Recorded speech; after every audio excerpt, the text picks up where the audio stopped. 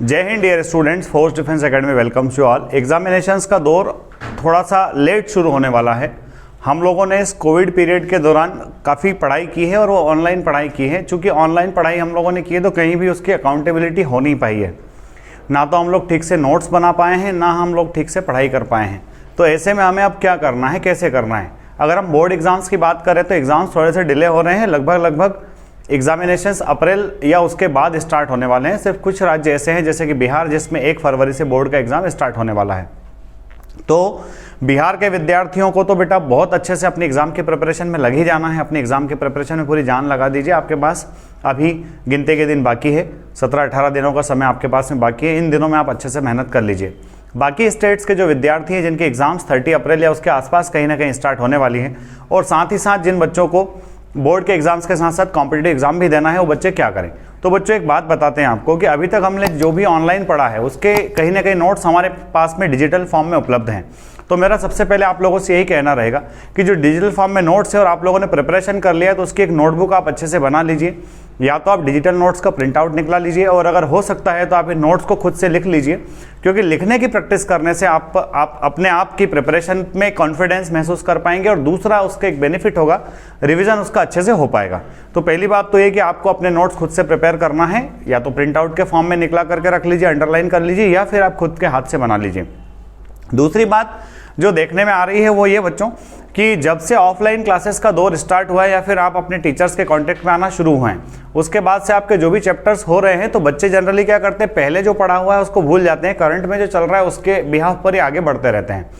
तो मेरा आप लोगों को एक सुझाव रहेगा बच्चों कि जो अभी चल रहा है उसको तो आप करिए ही करिए, साथ में जो आपने पीछे पढ़ लिया है उसको भी आप क्यूमुलेटिव फॉर्म में आप उसको साथ साथ रखते चलिए।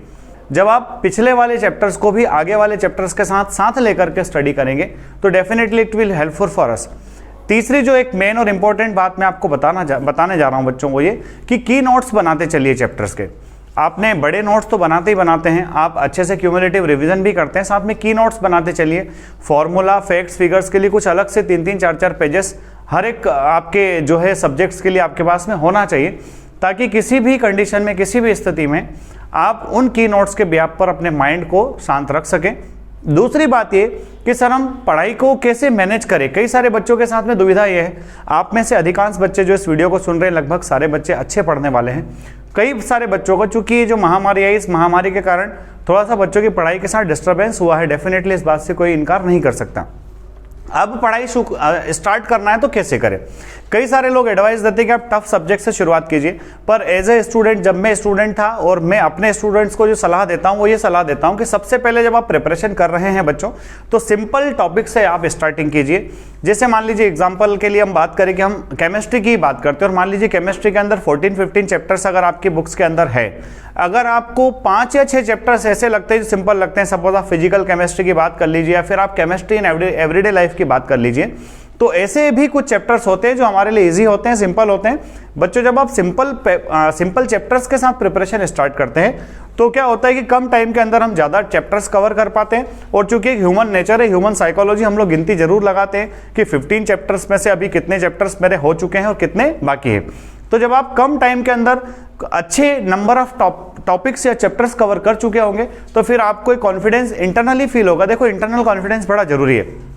अगर आप सबसे टफ टॉपिक के साथ जद्दोजहद में लग जाते हैं और वो टफ टॉपिक जब आप शुरुआत में ही उठा लेते हैं, और अगर एक टॉपिक आपके 2 या 3 दिन लेकर के चले जाता है, 3-4 दिन हो जाते हैं और वो एक टॉपिक आपका कंप्लीट होता है, तो बच्चों फिर ये होता है कि टाइम हमारा बहुत जा चुका है और उसके बदले में जो टॉपिक्स कवर होना था वो सिर्फ एक ही टॉपिक कवर हो पाया है। तो आप अपने तमाम सब्जेक्ट्स के लिए, चाहे वो फिजिक्स हो, केमिस्ट्री हो, मैथमेटिक्स हो या बायोलॉजी हो, सेम चीज अकाउंट्स, कॉमर्स के बच्चे फॉलो कर सकते हैं।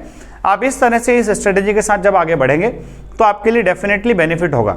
बच्चों चूंकि एग्जाम हमारा थोड़ा सा डिले हो रहा है, 2 मंथ्स का गैप है, कॉम्पिटिटिव एग्जाम्स भी बीच में है, तो मैं आपसे ये कहूंगा कि आप हफ्ते का एक शेड्यूल बना लीजिए कि इस वीक में मुझे क्या करना है, और हर हफ्ते के साथ से आप पूरे 1 महीने से 1.5 महीने का शेड्यूल आप बना लीजिए।